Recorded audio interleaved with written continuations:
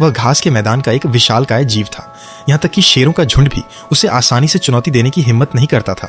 लेकिन आखिरकार वह जंगली कुत्तों के हमले का शिकार होकर जमीन पर गिर गया।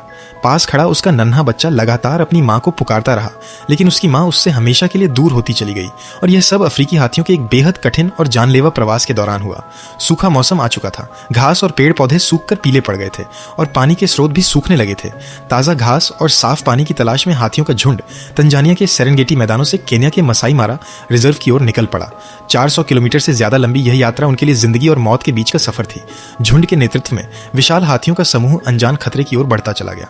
ये उनके जीन में मौजूद जीवित रहने की प्रवृत्ति थी, लेकिन साथ ही ये ऐसी यात्रा भी थी जिसमें वे अपने आने वाले कल के लिए जिंदगी दांव पर लगा रहे थे। रास्ते में वे जिराफ, जेब्रा और दूसरे जंगली जानवरों के साथ आगे बढ़ते रहे, लेकिन इस खूबसूरत नजारे के पीछे घातक खतरे भी छिपे हुए थे। रात होते होते थका हुआ हाथियों का झुंड एक जगह आराम करने के लिए रुका।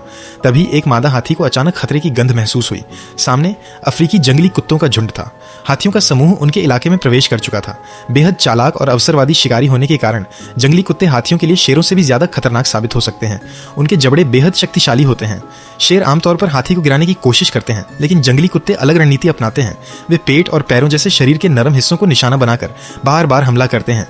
हाथी आकार और ताकत में बेहद शक्तिशाली होते हैं, लेकिन उनकी गति अपेक्षाकृत धीमी होती है। एक बार चारों तरफ से घिर जाने पर उनके घायल होने का खतरा बहुत बढ़ जाता है। खतरा देखते ही हाथियों ने अपने बच्चों को झुंड के बीच में कर लिया और एक मजबूत सुरक्षा घेरा बना लिया। बड़े हाथी बाहर की तरफ खड़े होकर जंगली कुत्तों का सामना करने लगे, लेकिन चालाक जंगली कुत्ते लगातार हमला करते रहे। वे अचानक दौड़कर आते, काटने की कोशिश करते और फिर पीछे हट जाते। आखिरकार इस लगातार हमले से हाथियों की मजबूत संरचना भी बिखरने लगी। इसी अफरा तफरी में एक माँ हाथी और उसका बच्चा झुंड से अलग हो गए।